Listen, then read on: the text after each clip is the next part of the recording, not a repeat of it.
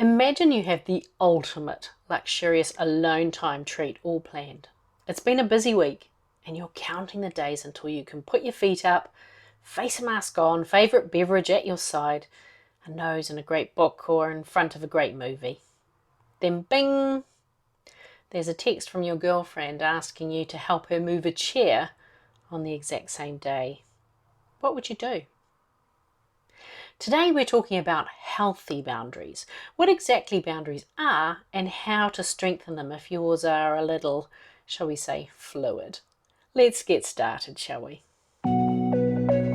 Well, hello, beautiful people, and welcome to the Project Joyful podcast. I'm your host, Tracy Tutty, your medical herbalist and high performance coach. So, hey, Project Joyful isn't just about being happy. It's about consciously creating a life you love. It's about remembering how to reconnect with your soul-centered joy. You know, that joy that comes from doing what you love, from living on purpose, and from being in a life that allows you to experience deep joy moment by moment. So hey, let's get started, shall we? Imagine this. It's Thursday night, you've had a busy week, and you think to yourself, you know what? I'm going to have a rest day on Saturday. In the words of L'Oreal, because I'm worth it. You've bought the face mask from the pharmacy, or you've located the one that's been lurking in your cupboard since Christmas. You've located that fun book you've been meaning to get into for a while. And I mean fun book, you know, the one you read it just because it's fun, not to build a new skill, learn a new thing, or practice a new healing technique. Yes, gorgeous, you know who I'm talking about. So back to the book. It's just for fun. Or maybe your ultimate relaxing day is a movie, perhaps a rom-com or a chick flick, a bit of sci-fi or perhaps a bit of fantasy. You'll notice I call it a relaxing day rather than a lazy day. You see, there's nothing lazy about relaxing. It's a foundational piece to active recovery, and it's work. It's just that the work is mostly taking place on the inside. Okay, so you're set. Time alone? Check. Face mask and indulgent face serum that you were given last Christmas and still hasn't got around to using? Check. Yummy food in the pantry? Check. Book or movie that's just for fun? Check. You can't stop. You can't stop thinking about it. You're counting the sleeps. Your heart is full. There's a smile on your face. Just one more day to get through. Your phone bings. There's a text from your girlfriend. You don't want to read it, but you do. That sinking feeling of dread fills the pit of your stomach. SOS, it says. She's a lot of those, you think to yourself before mentally telling yourself off for being unkind. I've got a chair in my lounge that I'm moving into storage, but I can't fit it into my car. Can you come on Saturday so that I can move it? Now, you know come on Saturday doesn't mean turn up, move the chair, and go home. This will be an all-day thing of poor planning combined with, while you're here, can we just... What would you do? Option 1? Sure, I'll be there on Saturday. Oh well, there'll be another time for me to watch that movie or read that book. As I bury my resentment deep down in my body, firmly under lock and key. Option 2. I'd love to help, no you wouldn't. But I have to take my dog to the vet. Note to self, need to remember fake vet appointment in case she asks. She very rarely asks. How does it feel to hide your truth under a stone because you're worried about taking up space or offending someone? Option 3. Oh, I'm sorry. I can't help you move the chair this Saturday. I could help you check the diary for a date that you really are free. I could help you the following Saturday around 3 p.m. Why 3 p.m? Because it limits the availability for the just one more thing. So tell me, which option resonated with you? If you're an empath or a highly sensitive person, it's most likely that you would have gone for option 1 or option 2. Why? Well, because not only do you feel your feelings so deeply, you feel theirs as well. And that combination of your anxiety and their disappointment can be crippling if you don't have a process for releasing emotion from your body. Now, if that's something that's resonated in your body, then check out my group coaching program, Woo for Work, because that's one of the things that we'll be doing. It starts beginning of November and there's an early bird pricing available for a few more days. So back to our conversation about personal boundaries.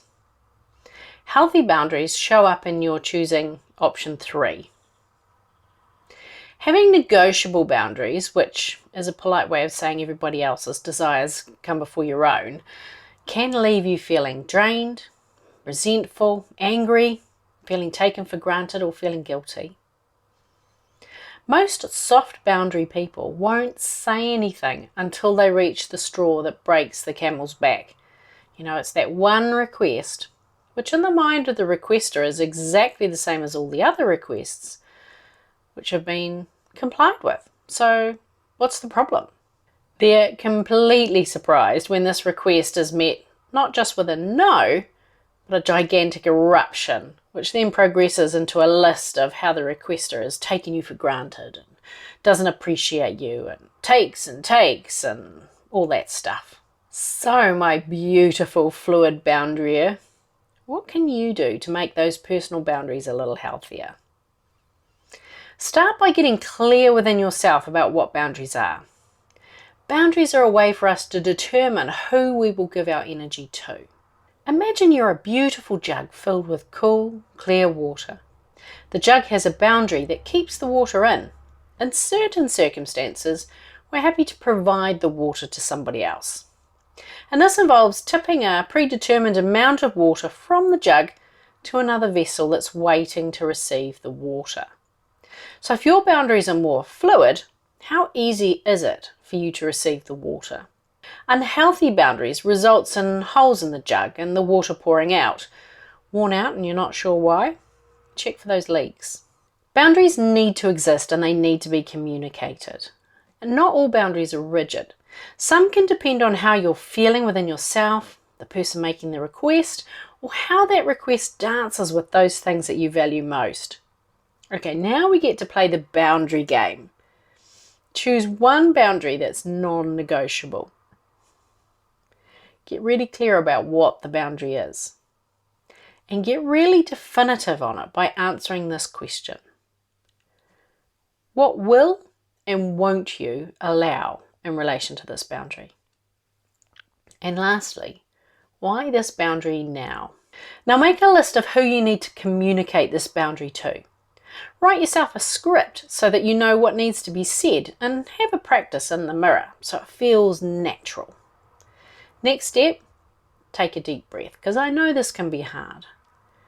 Okay, seek out the people on your list and work out a convenient time for you to have this conversation. Now remember the boundary game. It's about it being a time that's convenient for both of you. Once you've had the conversation, we're on to the critical part. And this is where you get to enforce that boundary. Anytime your boundary gets butted up against, remind them of the conversation and affirm what you will or won't do. Boundary secure. The more you do this, the easier it becomes. And if you're listening to me and your solar plexus is doing somersaults and your stomach's in knots just thinking about it, then maybe consider checking out Woo for Work. Woo for Work starts at the beginning of November. It's a 4-week coaching program focused on supporting empaths as they navigate the workplace. We'll be doing energy work to cleanse, clear and protect your electromagnetic field, and we'll also be bringing in neuroscience-informed skill building, along with a bit of hot seat coaching to strengthen those boundaries and recalibrate all those emotions that empaths carry around with them. I'd love to support you, so check out the link in the show notes for more information. Sending you lots of love. Bye for now. Hey, thanks for listening to today's podcast. Can I ask you a favour? If our conversation spoke to you today, could you please take a moment to leave a 5-star review? Your review will help people discover this podcast, and together we can create a world where there's even more love and more laughter. And if you want to hear more from the Project Joyful podcast, just click the subscribe button. Bye for now.